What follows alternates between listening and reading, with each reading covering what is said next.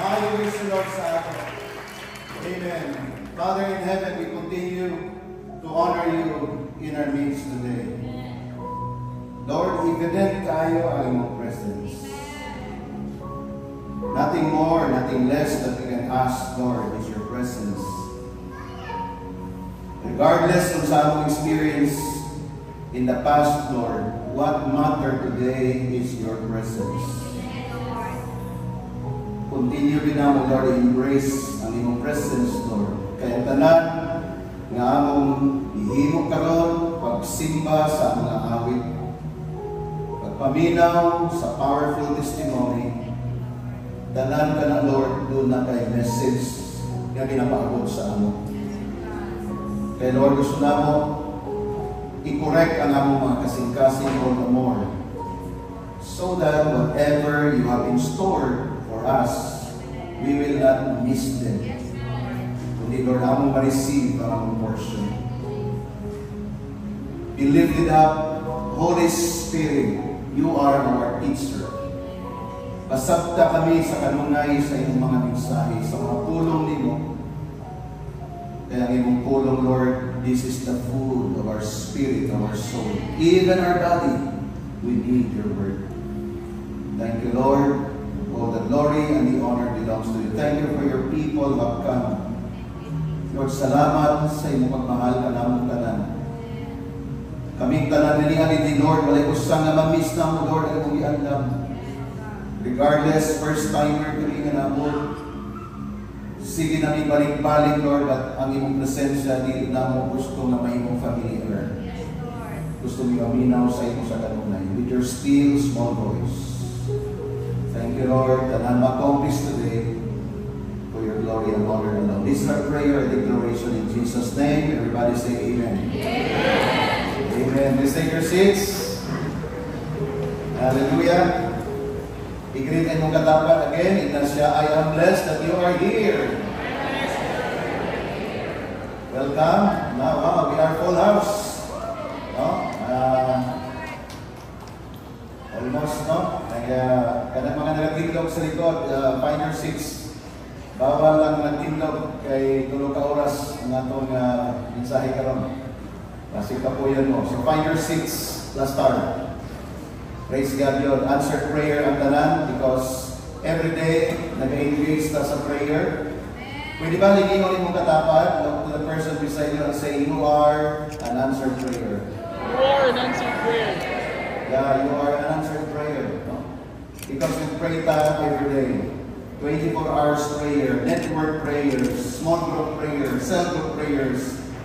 So much prayer that we offer na to kay Lord because we understand that all of these are saying, Lord, we humble ourselves before you. Lord, ang paubos misa kong pagalingon, Lord, we are nothing without you. No? And also this morning, before ko magpadayon, I'd like to acknowledge tanan nga mga first-timer. Doon na ba yung first-timer in the house? If you are first-timer, can you please stand? If you are first time to come, sige din yun, pero, wow, nasa likod, wow. Nakatokol sa likod, praise God, hallelujah. Salamat sa inyo. Pagpaka na po si Lord sa ating mga first-timers. And I know a lot more is coming. No? Mga nag-connect, mga leaders. Praise God, mga leaders. Inyo silang i-follow up. O ka mga first-timer, connect mo sa inyo mga leaders. Kayo mga tubag mo sa mga prayers. No? And of course, I am here also my first-timer brother, Brother Steve Hart. You are welcome, brother.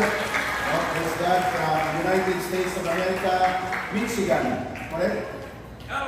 Alabama. Thank you, brother. Can you please take your seats? Kaya medyo mag-explain mo gamay ka ron, mag-bisaya kung samot. No? Para magka-problema natin yung soon, kung saan yung pagsamot at ang mensahe. Anyway, we are so grateful to God. Brother, thank you for coming. In just one invitation away, when we meet together, when we meet this week, no, and I invited him to come, and he said, yes, I will. So, una siya nag-vote na rin. Nauna pa siya sa inyo. Anyway, we are so grateful indeed kay Lord. No? We have just arrived last night, no? Last night. Hapon na to. Punto pa biday, alas 12. We have help the church in Misamis Occidental, Alubihin, no? In their 3 days encounter God retreat. No? For the first time, the church invited us with the pastor para mag-conduct sa retreat nila for 3 days. And praise God, it was a successful encounter God retreat. No? Mga ilang first batch sa ilang leaders, 25 kabot leaders. First batch, mga ilang primary leaders nila. So ilang encounter, nindot kayo, ang among lugar, no? Grabe ka, basta kinindot yun kayong lugar. Isang pag the whole day mo ka na nito, diligid siya, magaling na sa kay air condition and everything, and ambience so much. So praise God sa mga tubag, sa mga prayers natin. Pagpakan natin si Lord. Hallelujah. Are you blessed with the testimony? Amen. Truly, that is the journey of our lives. No? Pinatubot sa Ginoo ang mga circumstances for a greater reason. That's why whenever you encounter problem, ask the Lord for wisdom for you to understand why God allows those. Because si Lord, pag naa siya i-allow, definitely doon na siya reason o doon na siya purpose. Pag mga kanunay ang move ni Lord, He is sovereign. Nahibalo siya sa tanan, He knows what is best for us. And we praise God. No? And even this morning, before ko magpadayon, I'm excited to share to you, but doon na pa yung isang nabilin na wala naka-testimony, no? Sa among trip dito sa Singapore during sa Asia Conference. And the last but not the least to share her testimony or things that she received during the Asia Conference, ang among second daughter, Princess Nicole Pryor. So please come and share your testimony during the national or international or Asia Conference.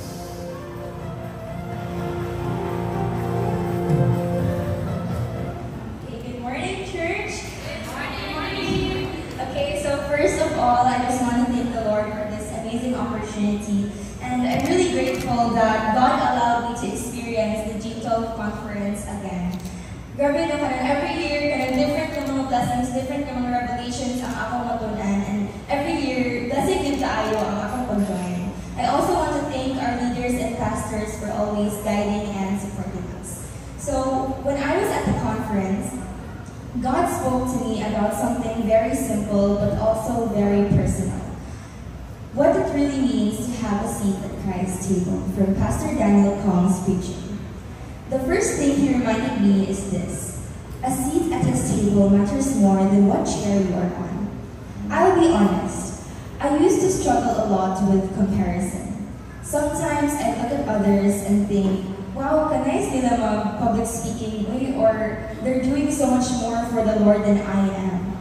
And then I start to feel really small. I start to question if what I'm doing really matters.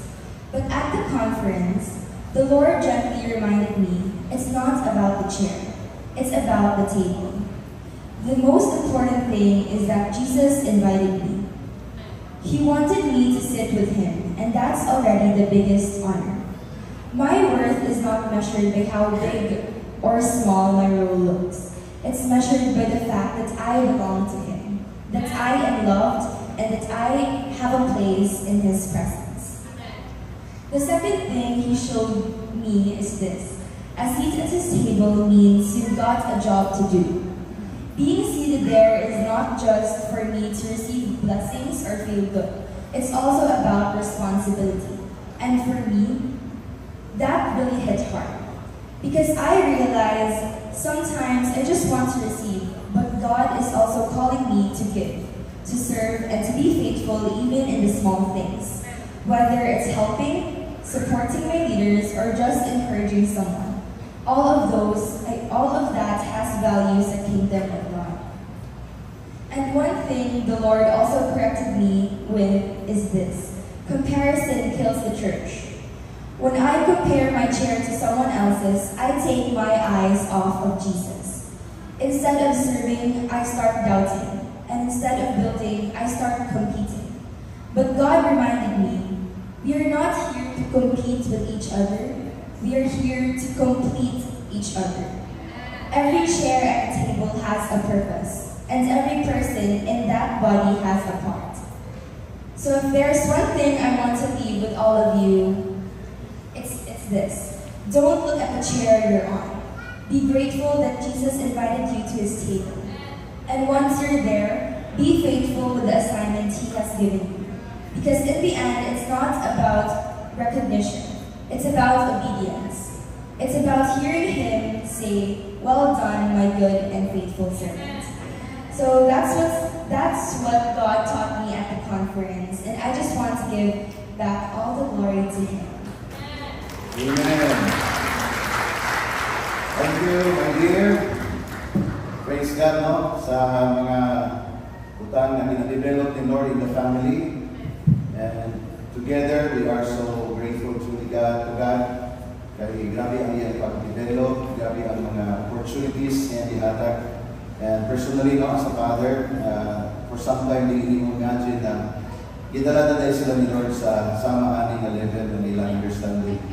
And last Sunday, my firstborn daughter gave her testimony. Now, the second daughter, no? Hindi mo ko first and second because still nagabilib yung miracle of third, fourth, and even fifth. No? Did you believe with us? You're still looking for Prince Charles? Miracle one? No, anyway, si Lord ay bahala na. Anyway, naghanap mga Prince Charles ka rin hindi na pagdala silang mga mama. Mag-enjoy tayo together. So to God be the glory for that. Are you ready for the word? Amen. The lesson of the title of the message this morning is all about moving to your next level. Are you excited for this? No?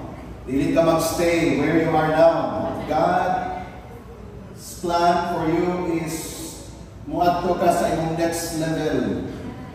And when you get there, God is telling you, come up, there's another level. So it's a never-ending journey. Gikan sa ubos, padulong pataas. Because again and again, I say this to you, we are serving a progressive God. Progreso ang imong kinabuhi. O kaya okay lang na mag-start of nothing, okay lang. Kasi nag-start pa. Okay lang nag-start of law because you are just started. But in the eyes of God, He is always telling you, come up here, come up higher, go to your next level. So this morning we'll be talking about that, and that is always the invitation.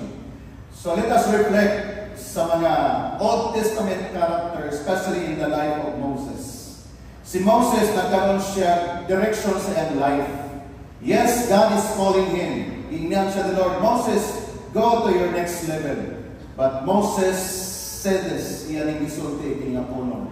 And let me give you this verse. Exodus chapter 33, verse 15 to 19. Then Moses said to him, if your presence doesn't go with us, do not send us up from here. No, grabe ka, sigurista si Moses. Gi-invite siya ni Lord, Moses, go to your next level. But Moses declared, kung ang imong presensya, dili mo uban ako, dili ko mato dito. Or ayaw ni ka dito. Do not bring us up there if your presence will not go with us. So meaning to say, when you desire to go to your next level, nangandoy ka, muadto ka, muasinso ka, mulando imong kinabuhi, imong siguradoon nga kauban nimo ang Dios. Kaya amen. Imo ginang pangayoon, imo ginang isulti, imo ginang i-declare. Nga Lord, kung dili man lang ko uban, ayaw Lord, dili ko pwede mo lang dili ko pwede mo ato ang lugar. Dili ko mag-make business, dili ko even mo ato sa akong ministry, dili ko mo ato sa mga butang, mga lugar na atong dapat atuan ko ang imong presensya, dili na ko mauban. So this is a powerful word of the Lord this morning na imong i-contemplate. Lord, dili ko mag-build sa akong family. Lord, dili ko mag-build on anything in my life if your presence will not go with me. And I declare that this morning, kini pa lang na verse, magkaroon ng revelation sa imo. Because something great and wonderful mahitabo in the presence of God, magauban ka nato. Look at the next verse, verse 16. How will anyone know that you are pleased with me and with your people unless you go with us?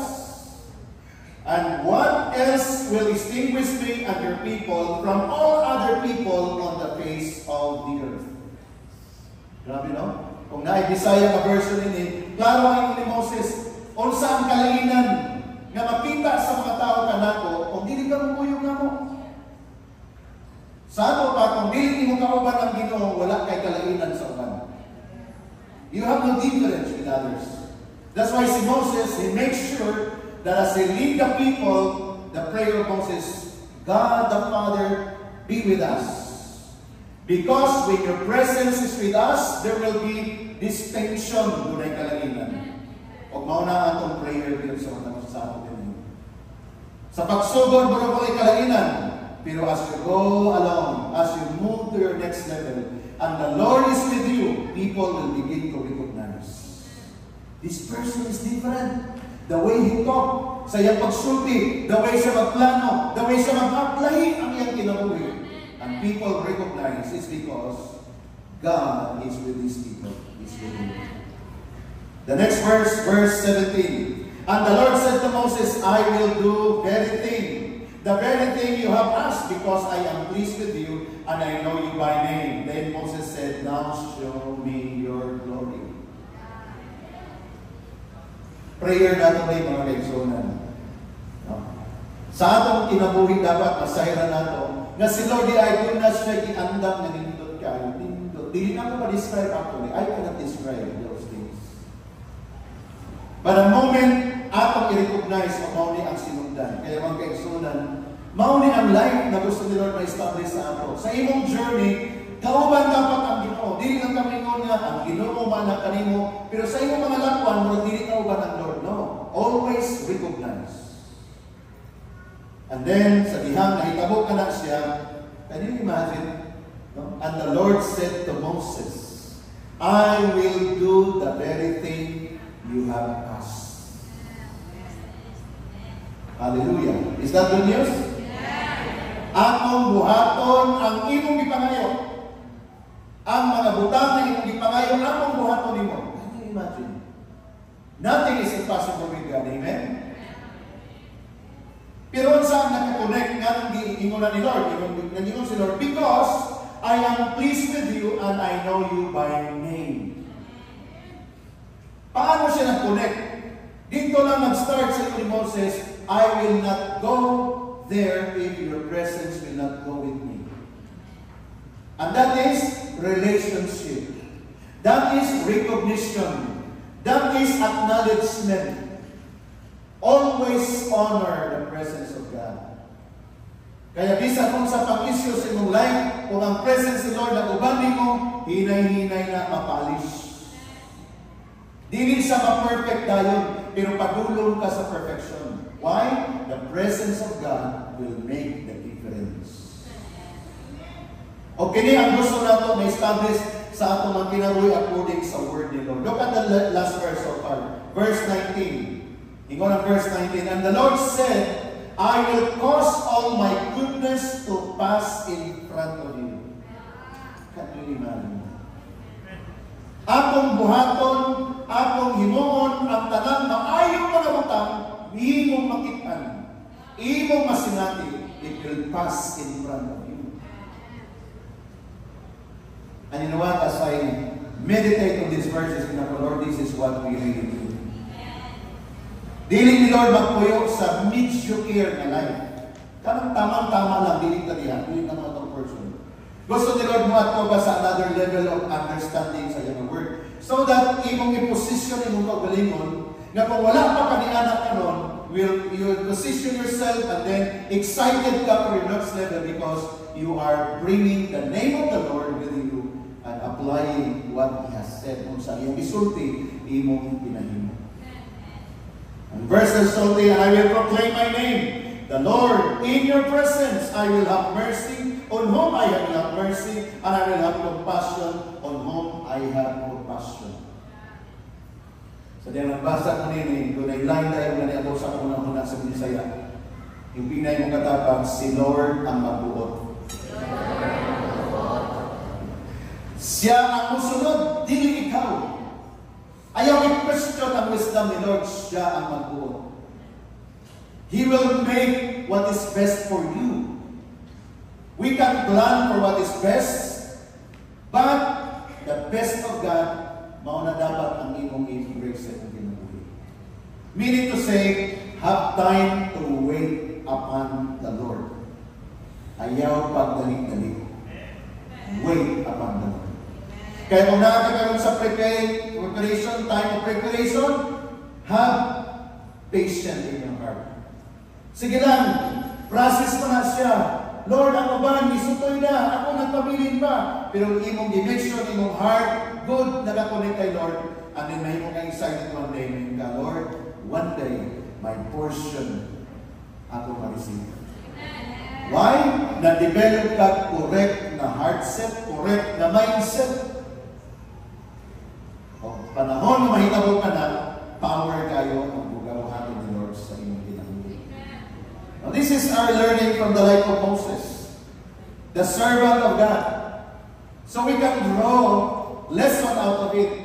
Na pinaka-importante nga prayer ni Moses, ingon siya, Lord, ubani ko ka naman. What matter for me, Lord, is your presence.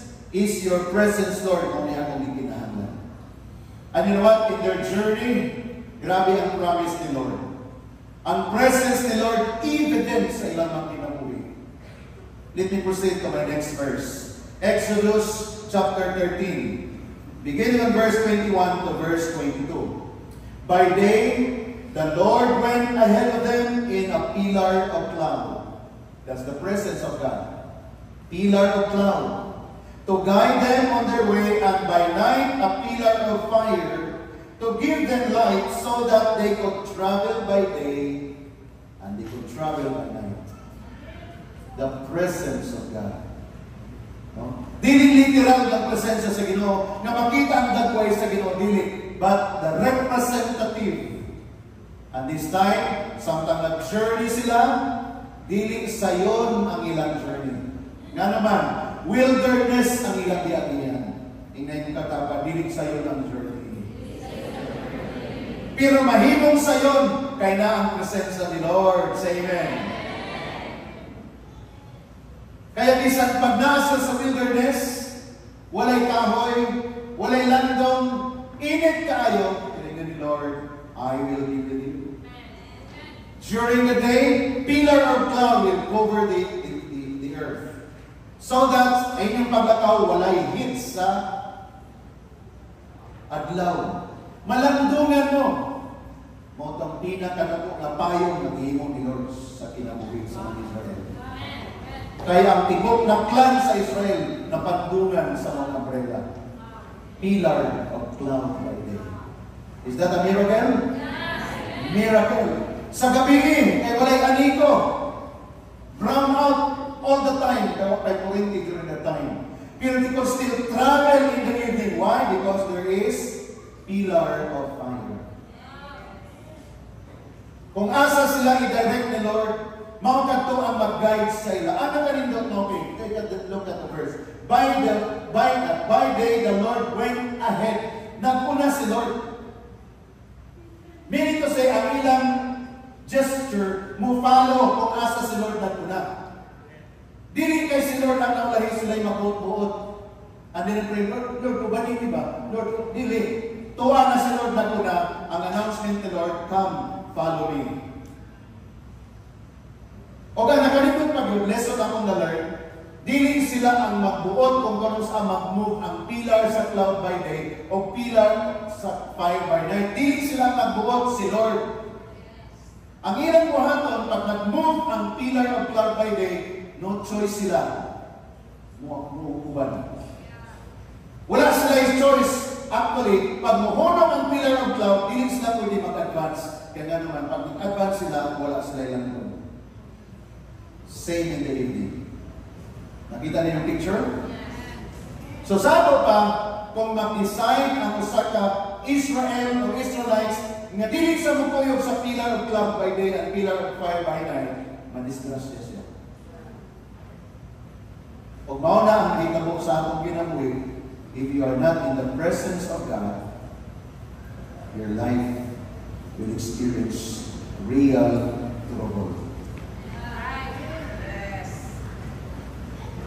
But even though naana ka sa presence of the Lord, do not have trouble, but there is always the guiding presence of God. Dako kay diferensya na siya. Kaya tinuod, mubuhat ka sa will ni Lord, na trouble. Hindi ka magbuhat sa will ni Lord, na trouble. Pero sa advantage. Kung naa ka sa presence ni Lord, na trouble, doon na kay help. Ang problema, nagka-trouble ka, wala ka sa presence ni Lord, layo ang imong help. That is why ato na yung kamalandungan kay kung unsa ang story sa Old Testament, I believe the same story that we can enjoy reality over our lives because this is a reflection of what is going on right now in the people of God. The importance of the presence of God. You know, mauni ako ipamalandungan all throughout my life so that kung wala, isa kung saan mahitabo sa kinabuhi, then magkaroon still of manifestation. You know what is important is how you receive the word. How you, first of all, know the word. After that, how you meditate the word in your heart. And how you take action out of the word. Does that make sense? Nasanda mo na ito? Unang-una, ma-inform ka sa word. Di ba? Nabasa na ito karoon, na-inform ko. Pero paano siya magkaroon ng manifestation? When you come to meditate. Imong sabton ba? I-understand din mo. Sa diyan, masabtan din mo, dili ko pwede mag-decision na walang presence ni Lord. Now I know. So every time mag-decision ka, Lord, I need your presence. I need your confirmation, Lord. And when the Lord confirms it to you through His word, then move. Because surely, when the Lord's presence is with you, you will have success, true success. O din na ito, pamalatungin karon how you perceive the word. Kung saan condition sa iyong heart, very important.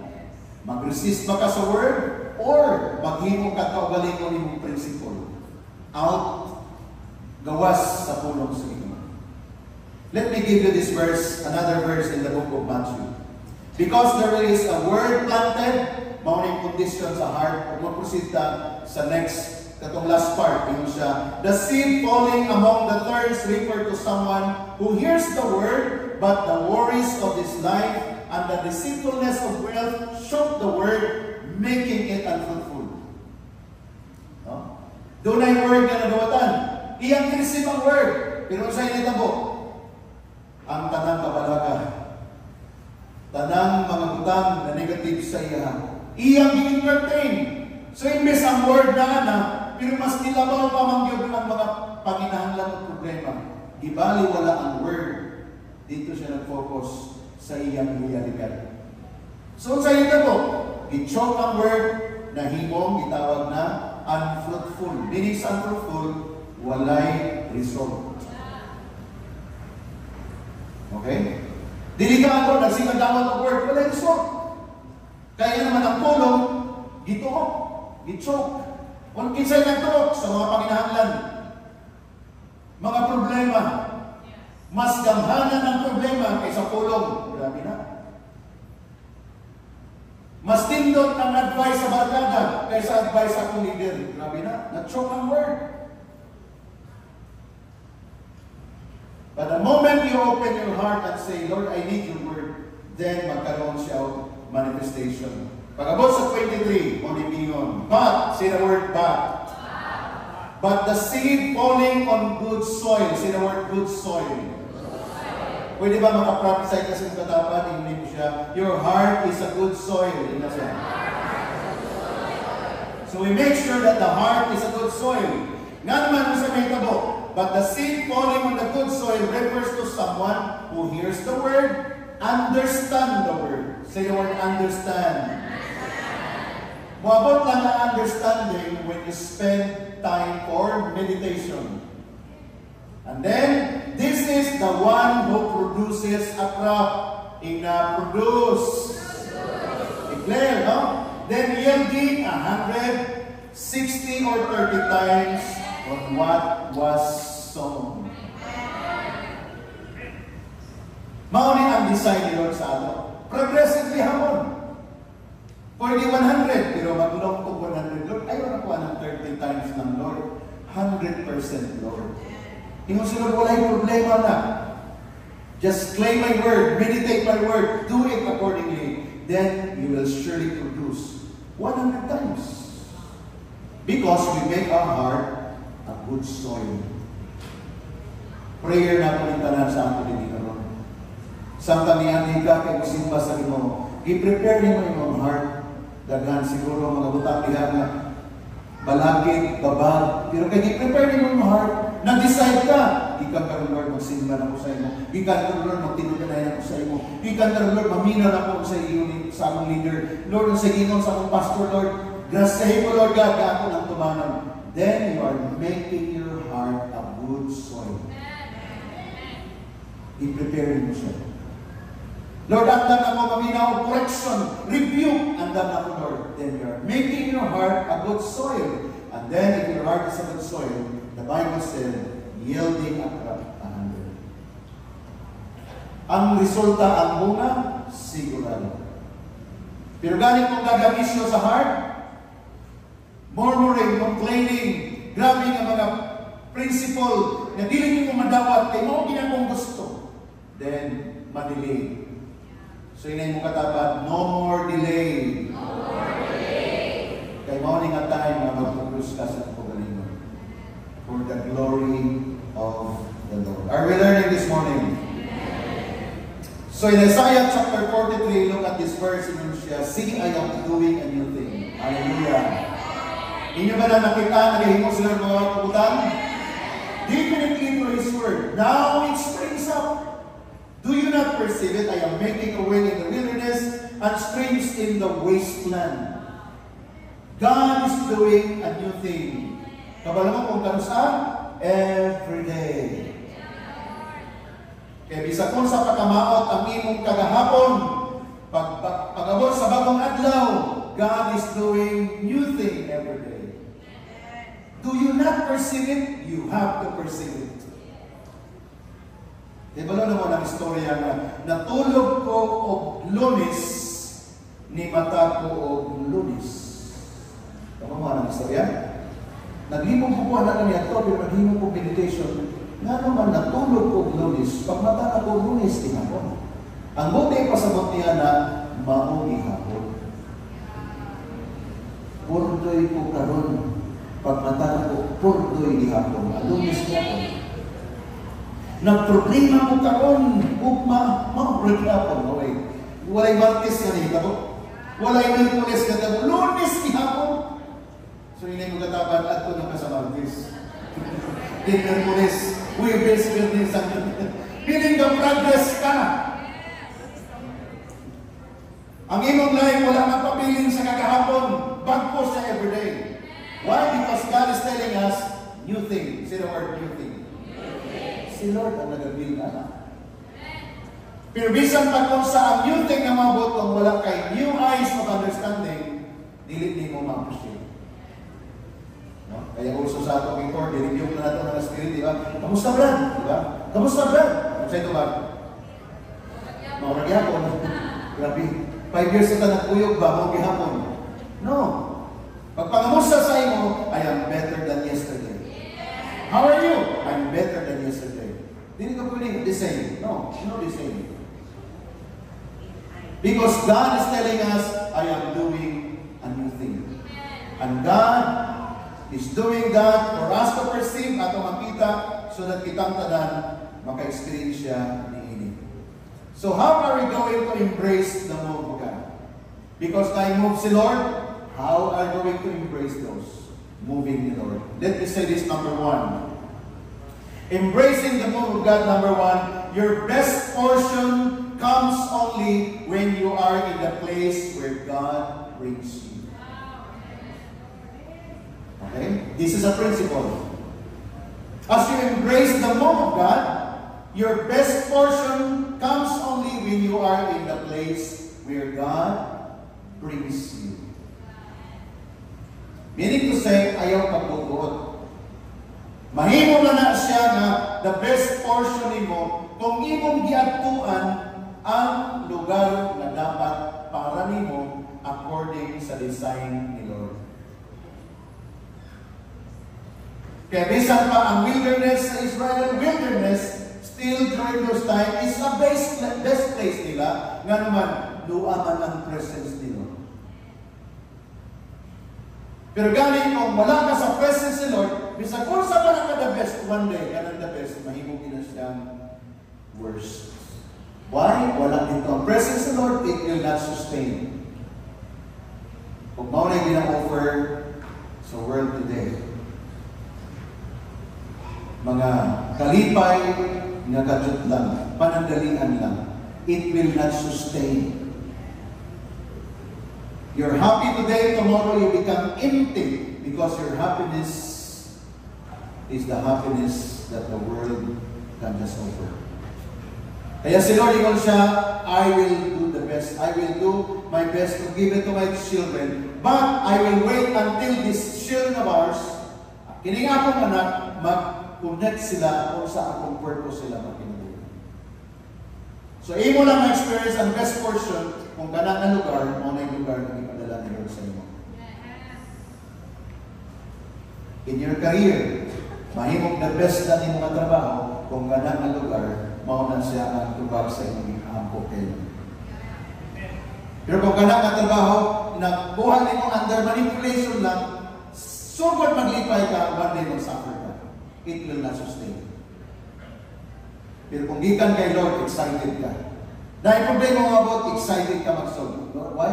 Lord, tubag niya sa mga prayer. Di pa ngayon naman sa inyo. I have my word of this, Lord God. Therefore, I make decision because of the word. Then God said, yes, my son, my daughter, I will sustain you because that is my plan for you. Number 2, na atong embrace sa move ni Lord. You are only powerful in the place of your calling. Asa ka gitawag ni Lord, dito ka mag-flourish. You are so powerful in that area. Why? Mauna yung pagtawag ni Lord sa inyo. Meaning to say, be specific on the area of your life kung asa ka bilid ni Lord. Kailangan din na mag-progress ka. Dili ka pwede mag-steady. Mag-progress ka because that's the calling God has told you and now you responded to that calling. You know, being a father is a calling. Being a husband is a calling. Being a minister, of course, we are all ministers, is a calling. Then, I am only powerful in the place when I exercise my calling. Di ba, mga husband, may pinapractice na ito. Pag sa mo ni Lord, grabe, powerful na husband siya. Progressive siya. Nagbalamon niya ang kinabuhi. Kasi iyang i-receive ang calling ni Lord that I will stand as a leader, I will stand as a husband, I will love my wife, then grabe ang fruitfulness sa iyang calling. In the ministry stage, you are called by God to lead others. Confirm sa iyong heart, Lord, I know, gitawag ko niyo para mag-lead of others, kaya pag-conduct niya sa cell group, very effective. Na naman, that person is only giving or iyang gina-dispose kung saan pagkatawag ni Lord sa bilang na cell leader. Nakuha na itong points? Kaya kung asa kang itawag sa Ginoo, then diha ka mag-progress. Kaya gina-embrace na ito ang move ni Lord. Ang iyang plano, atong gina-practice, gina-exercise sa atong mga kinabuhi. Number 3, embracing the move of God. You are protected if you are in the move of God. Can I hear an amen to that? Ang atong protection sure kung ang imong ginahimo according sa ginapahimo niyo. Sa mga COVID-19 daw kinasulti, no? May mga taga, Lord, ano nahitabo din sa ako? Dili ni part, Lord, sa akong COVID-19 sa iyo. Lord, dili sa part sa akong COVID-19. Why these things happen to me? Lord, this is the part of my COVID-19. And then we are reminded that God is faithful sa iyang covenant with us. Therefore, let us also be faithful to our covenant with Him. Because there is na punto, protektahan ka ni Lord pag naa ka sa iyang move. That's why yung si Lord sa Matthew 28, di ba, sa last part, and lo, I am with you. Ganun, mukuyog man si Lord sa ako, even to the end of the age. Because you responded to the call of winning souls and making disciples.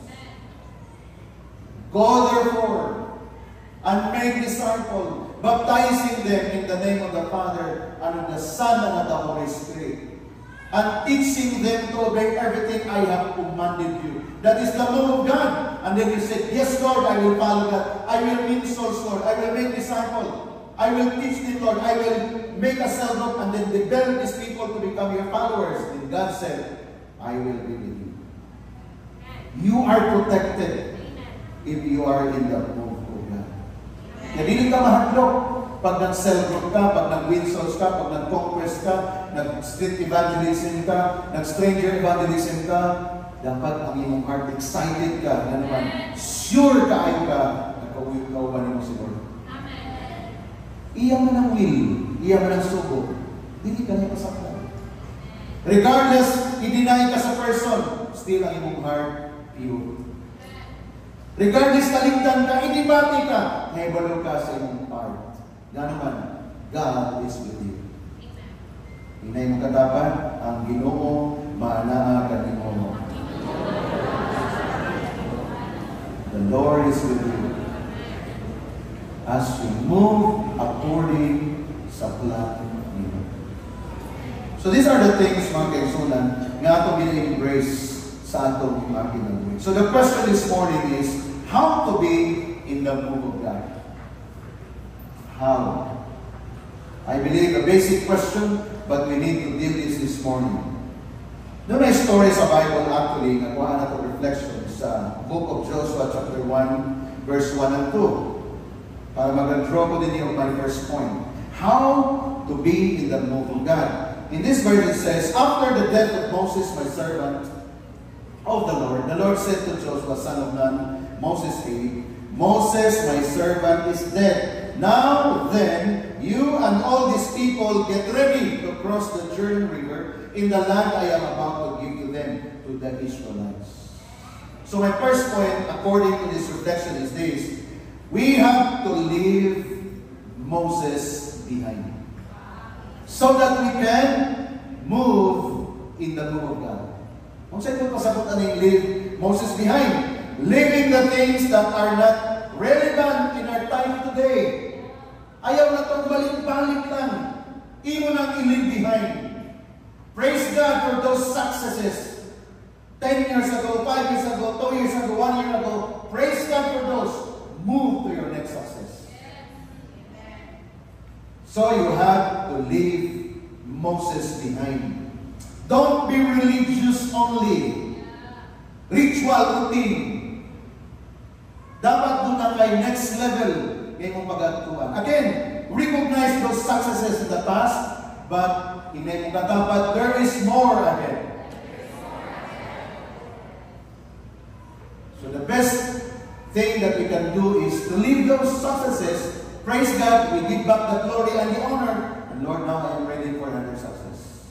Because this time they're about to enter the promised land. Ikaw dala-dala nila ang Egypt, dala nila ang wilderness. Bukat kayo.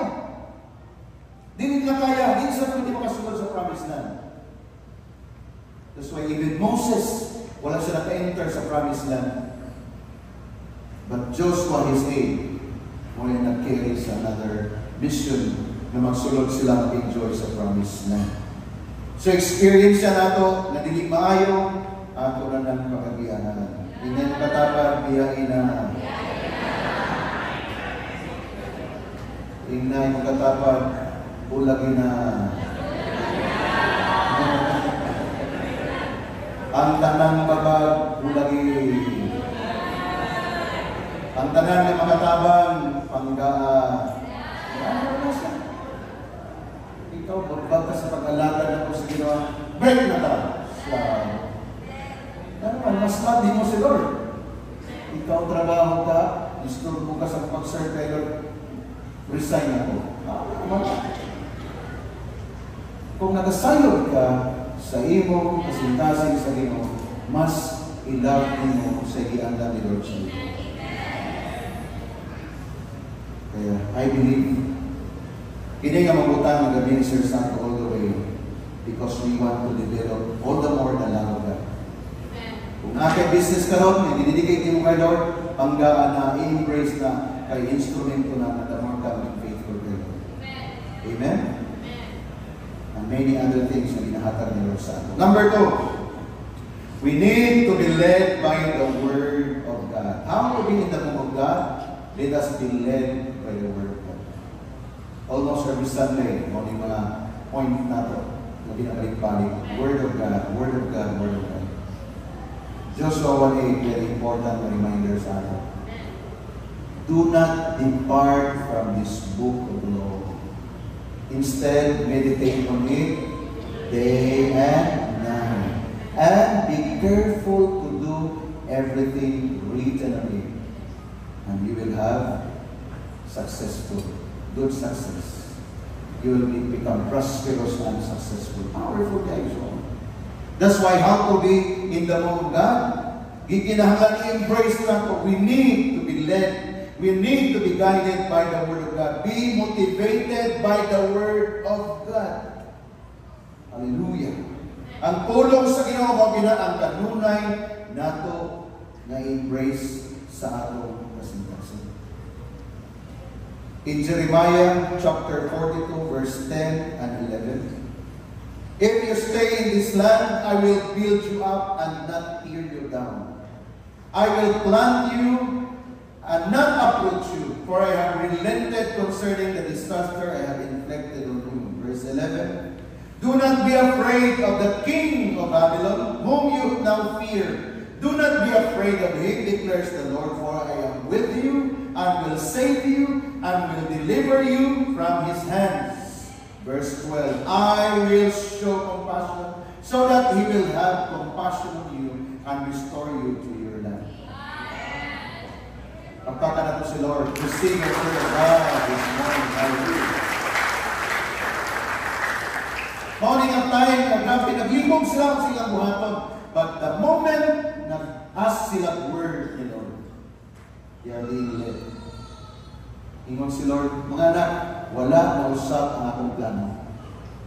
Kanang kalaban ninyo na tubang karon, ako ay bahala na, kaya wala na usap ang akong plano ninyo. Ang kanang nakawala, ma-restore na sa inyo, kaya wala na usap ang akong plano. Inana si Lord. Kung mauna amindot kaayo na akong bina-embrace, when we are led by the Word of God, klaro ang iyang Word. Kaya kung inyong kinabuhi, wala ka rin nagkinabuhi according sa Word, because Lord, dili mo, Lord. This is not what you have said, Lord. Lord, dili mo hindi nagamit, tinutuig problema na lang tanan, dili ni Lord akong portion. Dili Lord nga mawala ni lisod ng kanunay. Kaya naman, naabay Word ni Lord, when you are led by the Word of God, mag-move ka according sa Word ni Lord. That is my realization as a pastor. That's why, glory to God, when we move in the Word of God, then the Word of God became flesh. Amen? Dili lang ang Word, nagpabili dito ang Word, nahimo siya, flesh and dwell among us. And the Word now lives by the grace of God. Kaya kanang katapad, ang tawag nato ni Ana sa iya karon, living epistle. Tingnan siya buhing pulong. Buhing pulong na. Kung gusto ka makasabot sa pulong sa Diyos, tanawan yung katapad, buhing pulong. Nag-manifest. No? Kaya pag ang bana magbinutan, may mga asawa, may pulong. Ang bana, grabe ka, may gugmangon sa asawa, may pulong. May imong flesh. Ang asawa nagsabit sa bana, may pulong. Wife submissive to your husband. May pulong, di mo.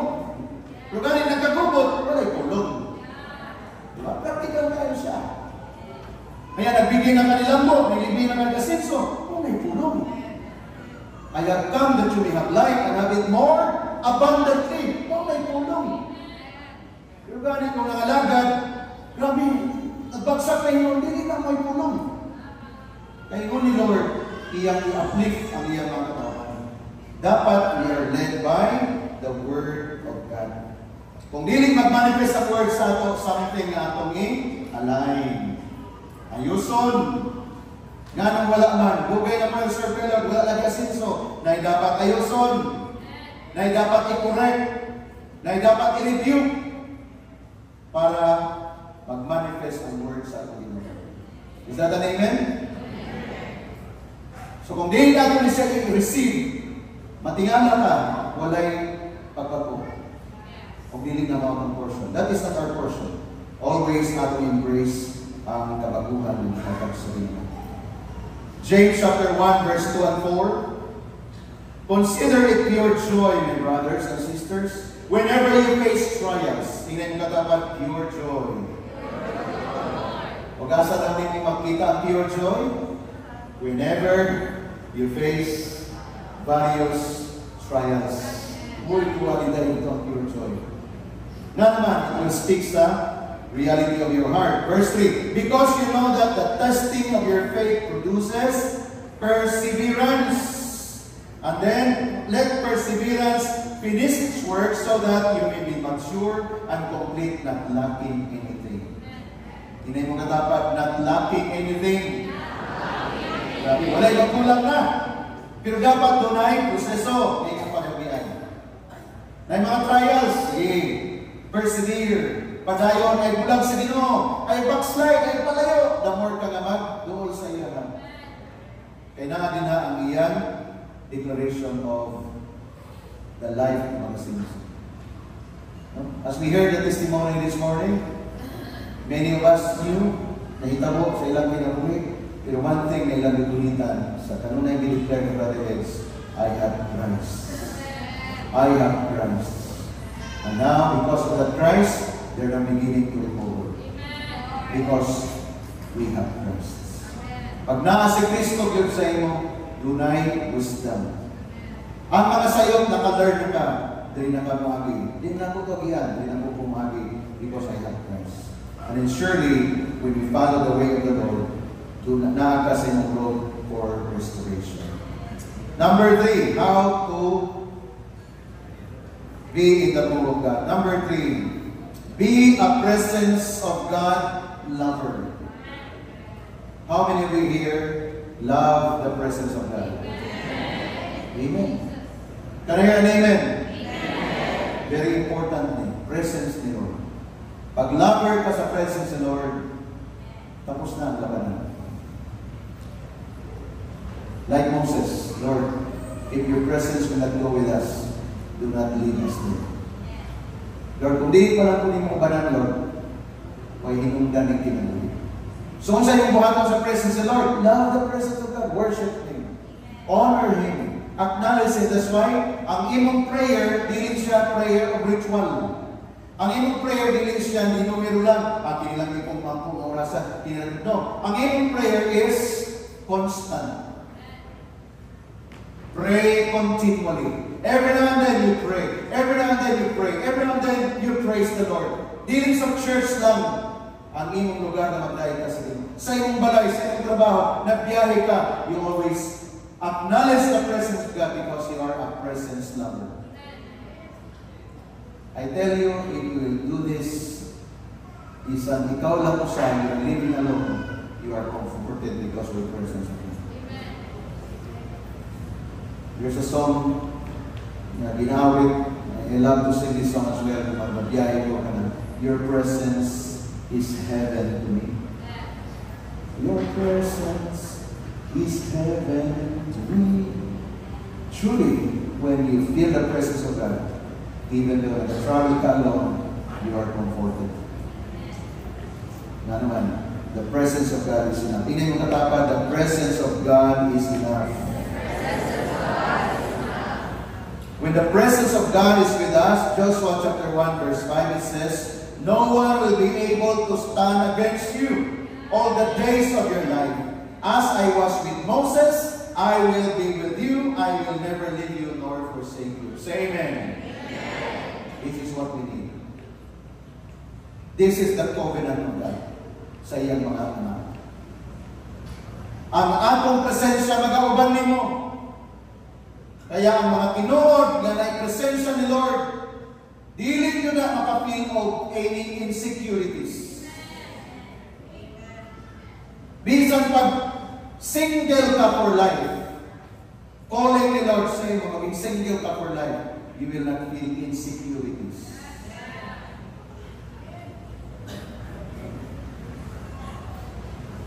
Kaya ang presence ni Lord mo na ang mag-satisfy sa imo ha. Dili presence sa tao lang. But first of all, the presence of God. Kaya ingon siya, nag-promise siya, I will be with you as I was with Moses. Kini yung commitment man eh. Biyaan ka sa iyong hinigugma. Mausap man ang iyong mga hinigugma. Biyaan mo ka sa iyong binikanan. Apa ng Diyos? Walay pagkausap kang tagamo.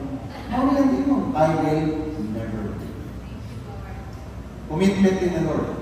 And when God promised, He is faithful. Kana pa lang, secure na ka na. I will never leave you. I will never forsake you. So sa iyong response, be a presence lover. In verse 16 and 18, mga yung gingon, then they answered Joshua, whatever you have commanded us, we will do. And whatever you send us, we will go. Because ang people, nakita nila sa life ni Joshua that the presence of God is evident, naghimo sa commitment ng mga tao sa leadership ni Joshua. In verse 18, yun siya, or 17, just as we fully obey Moses, so we will obey you. Only may the Lord God be with you as He was with Moses. Ang assurance na ipangayo sa mga Israel na kay Joshua, siguraduhan lang ng Ginoo na nimo. E kung na ang Ginoo nimo, Joshua, we will obey you. In verse 18, whoever rebels against you, your word, and does not obey it, whatever they may command them, we will be put to death. Only be strong and courageous. Grabe na. Di lang namin yung ano. Na ang dili mo tuman, tatsunod dili mo. Grasyahan na ito. Kaya kung doon lang may mga disciple na magsupak-supak, ay ayaw pa dyan. Just say exactly. Lord, bless you. Pero sa ilang panahon, tatsunod yun. Ang disobey, mag-rebel din, ay patay na so.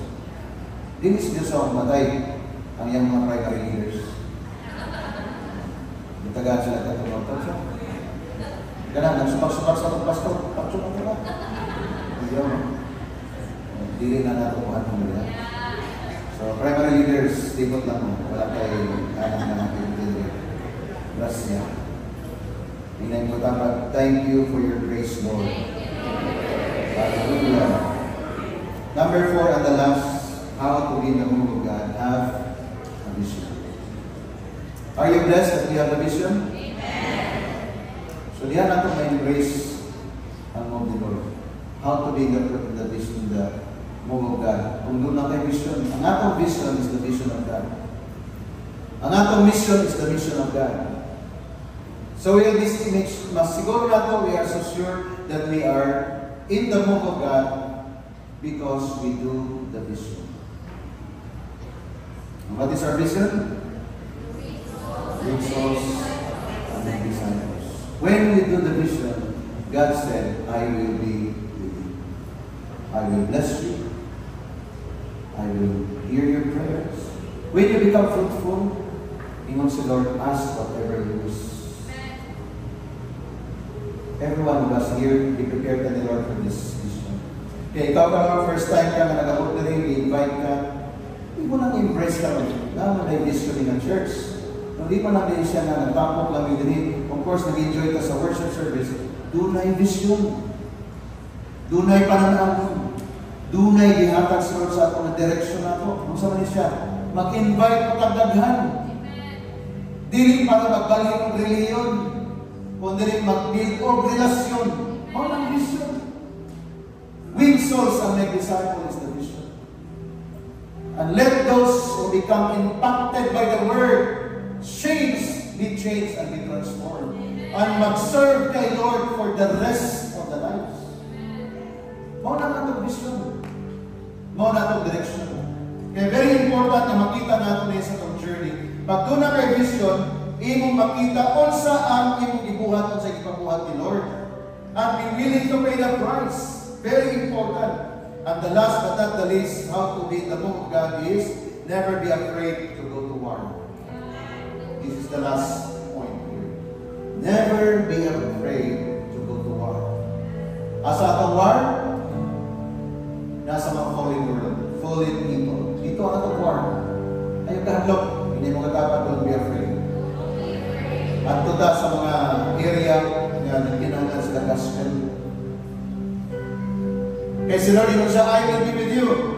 Because of the life of Christ in us, then we will carry that vision. So this morning, this is again our commission time. Nag-enjoy ka sa presence of Lord, but remember, a lot of people is waiting out there. Na kung kung sa'yo na sinati ka ron, dapat ilang ko na masinati. That's why want to sa ila, mag-invite sa ila. Dili pa rin to sa religious activity. Because this is not a religious activity.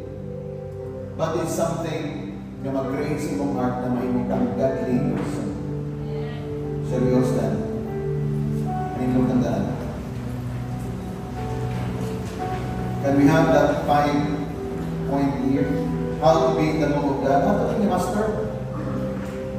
Para nakaka sa move ni Lord, para nakakatanunay sa, kumbaga, tama ba ang imong galaw? We have to leave Moses behind. Tanan. Kaya mo ng Moses diyan. Open close parenthesis siya natin. We need to be led by the Word of God. Word ni Lord ang atong basihan. Tanan atong ibuhat diri, i-reflect natin sa Word. Walay instruction si Pastor din nga outside sa Word ni Lord. Kung na mga instruction din, hindi ka makasabot, balik ka sa Word and the Lord magpasabot sa inyo niya. Be a presence of God lover. That is why ayaw niyo i-miss ang atong Sunday gathering. No? Ayaw niyo i-miss ang gathering natin like this. Kaya mo sa atong expression that Lord, we love you. Presence lover to Lord. Kaya every time that I call for gathering like this, Sunday, doon natin mga training na ginakall sa inyo, doon natin mga simbaray, simbarangay, simbalay, ng mga cell group nato. Presence ni Lord na lahat, ha? Pag presence lover ka, you will not miss those gatherings. Kasi sa cell group, nandito ang worship, nandito ang prayer, nandito ang encouragement, na ang presence ni Lord. The Bible said, when 2 or 3 gathered in my name, I am in the midst of them. Presence ni Lord na. So ikaw dapat present ka, hindi ka absent. Sa Sunday, hindi mo katapat, dapat hindi ka absent. Ina siya, hindi mo absent pag Sunday. Presence ni Lord lover mo ka. Kung wala ka sa presence ni Lord, ngayon mo lover ka, dito ka sa lain ng presence, mauto ang imong love, ini si Lord. Pero kung naan ka, Lord, presence lover ko, Lord, di mo Lord, ilikulit ang miss. And then number 4, have wisdom and never be afraid to go to work. God is preparing every one of us. Kung karang buntag mag-pray ka, Lord, I desire to go to my next level by understanding na dapat, Lord, nanay ko sa imong move. And the moment mag-move ka, Lord, mag-join ko sa imo, mag-follow ko sa imo, ay gusto ko mato sa next level. Bow down your head, begin out to pray. Come on, mag-pray ka. Open your mouth, respond to the word. Ipanubog sa Ginoo karon ang imong response sa word ni Ginoo. Isulti sa Ginoo karon.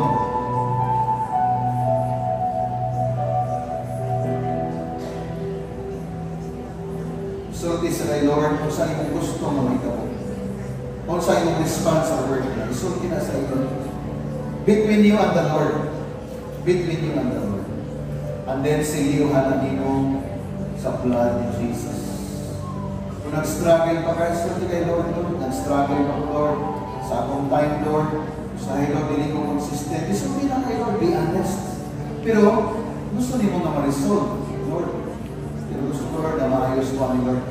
Grasahin ko, Lord God. Kaya gusto ko may mong presence lover, may mong consistent, Lord. Kay Lord, na hindi mo isugin igsoon.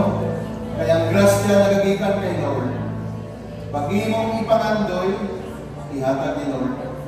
Whatever you desire, God will bring that to you, will give that to you, because you desire it.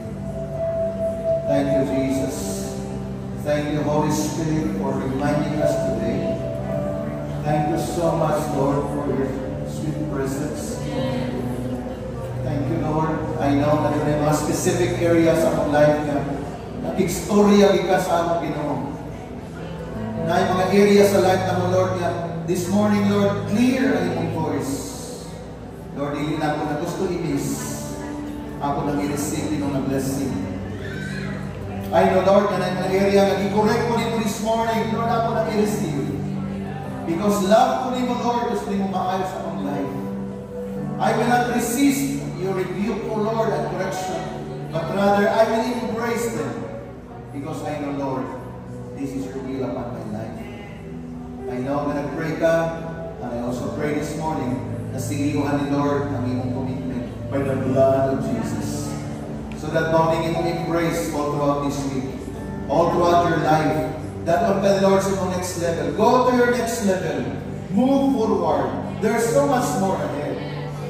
Dili ka mag-steady lang diha. Dili ka standby diha. Go to your next level. And the way to go to our next level is when we will move according to the will of God. Lord, bring us, O God, to the place where you want us to be. And give us the heart of obedience. Give us the heart of humility. That whenever you have called us, we will say yes to you, Lord.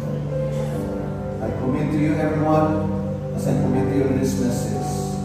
Again, I declare, with the blood of Jesus covers. This is our declaration and prayer in the mighty name of Jesus. Everybody say, Amen. Amen. Clap your hands.